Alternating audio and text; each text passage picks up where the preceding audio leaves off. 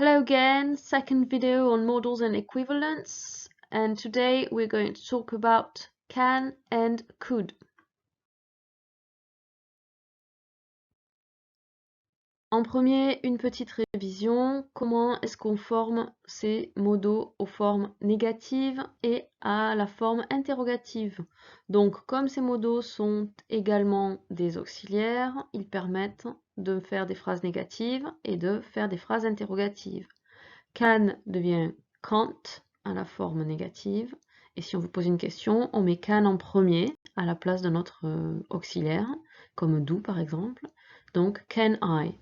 Could fonctionne exactement de la même manière.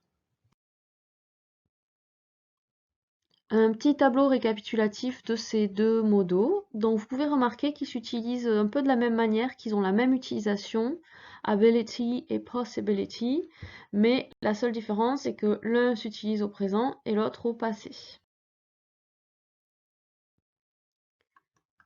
Ability en français, c'est-à-dire la capacité, être capable, pouvoir faire quelque chose. I can speak Chinese, je sais parler chinois, je suis capable.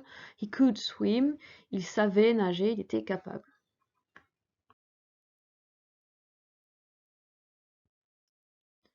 Possibility veut dire que c'est probable, que ça fait partie des choses qui peuvent arriver. Donc on a compris que can et could, ça peut se traduire par le verbe pouvoir. Donc one wrong move can lose the whole game. Un mauvais geste peut faire perdre tout le jeu. A lot of employees could be fired. Beaucoup d'employés pouvaient être virés. En plus d'être utilisé au passé, could, donc on a bien compris que can s'utilise au présent, could s'utilise au passé. Could peut aussi être utilisé comme une traduction du conditionnel en français. Pourrais-tu m'aider?